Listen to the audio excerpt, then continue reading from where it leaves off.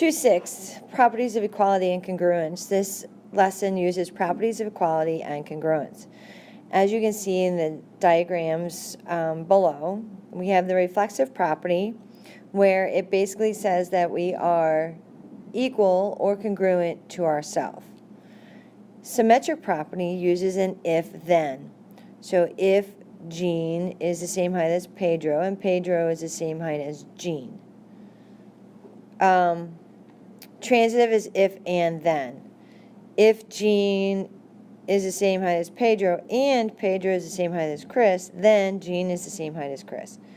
So we just need to remember when we look at these that reflexive is equal to itself. Symmetric is if then. Transitive, if and then. Okay?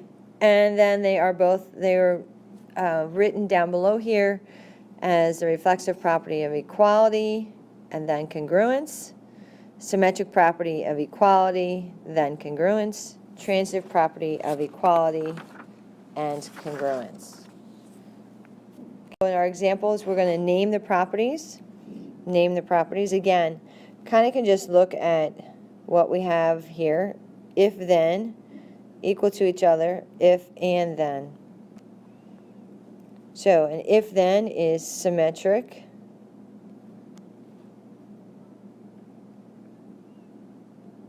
Now you just have to decide which it is. It's the symmetric property.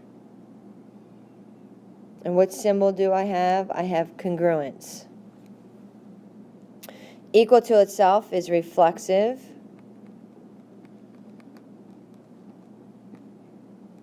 And the symbol is equality. If and then is transitive.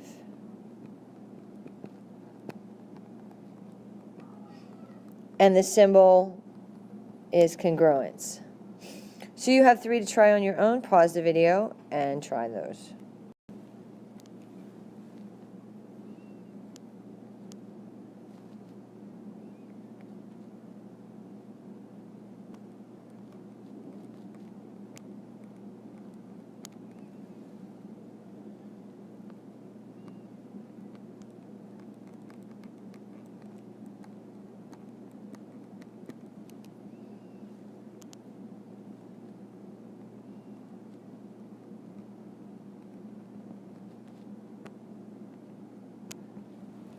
Okay, so check your answers for those problems. Again, paying attention if and then, if it's equal or congruent to itself, and if then.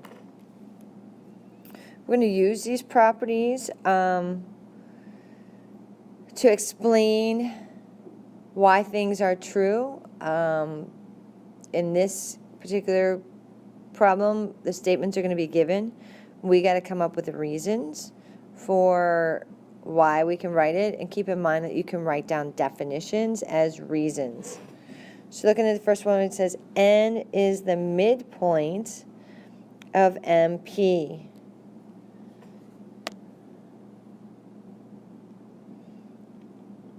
So that's a midpoint.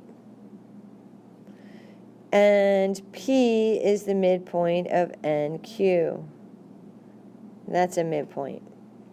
Show that MN is equal to PQ. So the showing part's already be done. We just got to come up with reasons. So MN equals NP. So what was I was told N was a midpoint. And I can then use the definition of midpoint to tell me that those two segments are congruent. Likewise, P is a midpoint, so NP is equal to PQ. Definition of midpoint.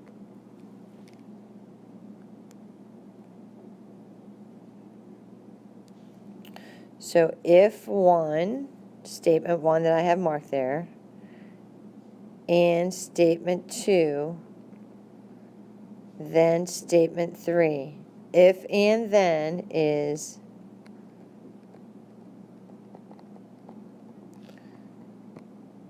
transitive property of equals. Rather than you trying to on your own, I'm going to continue doing these so that you get a feel for how to fill in reasons. So 1 and 2 are vertical angles. 2 and 3 are congruent. Show that 1 is congruent to 3. Well, we just learned that vertical angles are what? They are congruent. So 1 is congruent to 2. Why can I say that? Well, the reason is that vertical angles are congruent. 2 is congruent to 3. That is given to me. It's told to me.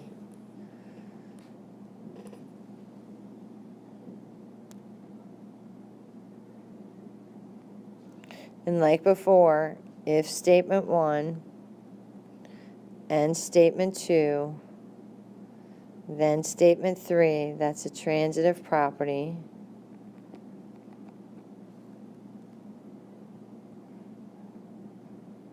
Of congruence, because that's the symbol that we're using. Okay, recall your algebra properties. I know that's probably going back. You don't want to remember these, but remember that you can add the same thing to both sides. You can subtract the same thing to both sides. You can multiply the same thing to both sides.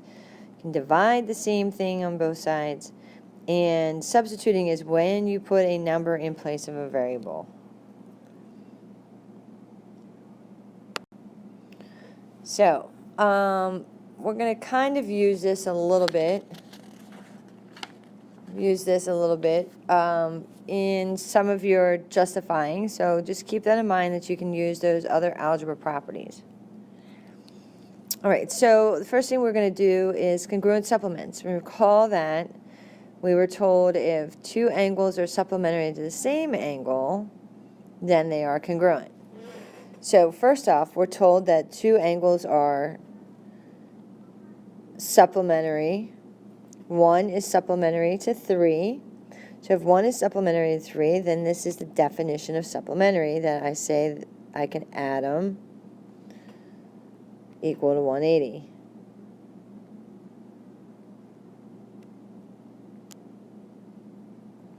The same thing with the other one, right? 2 is the definition of supplementary.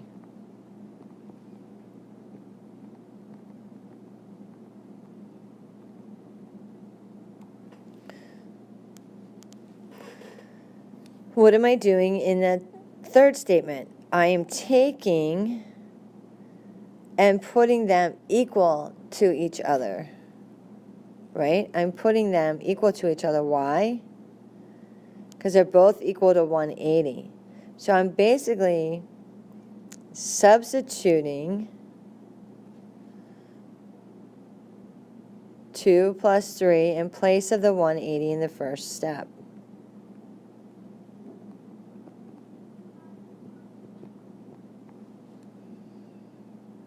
Now to go from 1 plus 3 equals 2 plus 3 down to 1 plus 2, what's happening? I'm getting rid of the 3's by subtracting.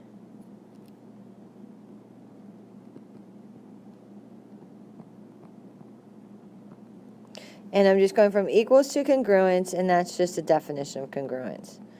This definition of congruence says that my measures are equal. So if my measures are equal and I say they are congruent, it's still the definition of congruence. Again, we're going to do this one together.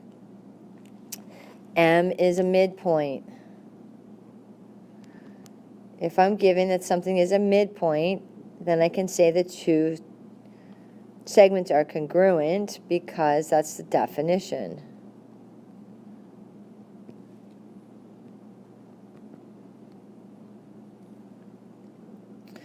AB equals AM plus MB. I'm taking 2 segments, adding them together to get the third segment. That's segment addition.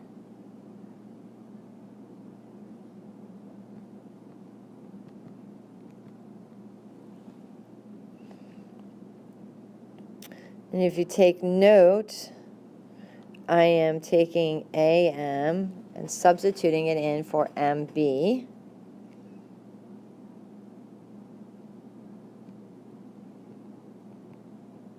Anytime that something's expanded or condensed, and from the third step to the fourth it is condensed, that is the distributive property.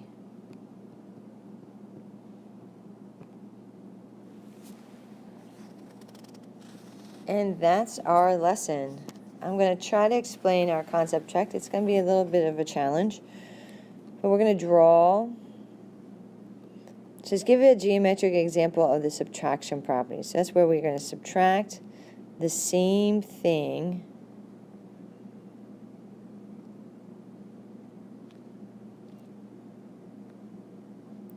so we're going to create some, whoops, it's a Q.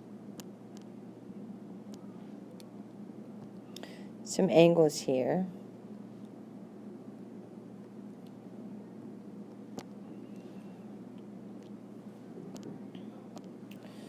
Okay, so I'm going to use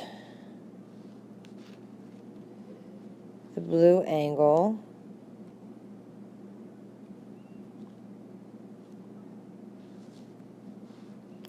and the red angle.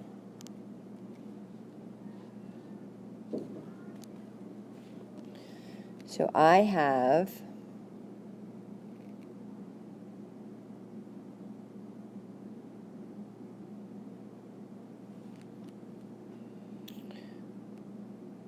the measure of, I'm going to have them congruent, QPS equals the measure of RPT. And QPS is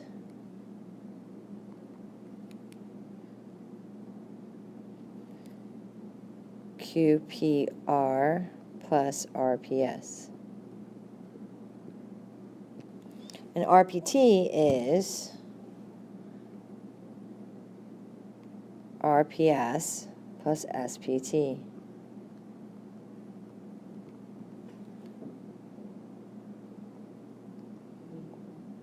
And there's your subtraction property of equality, where I've subtracted the same thing from both sides. I've subtracted, oops, RPS from both sides. And that's it.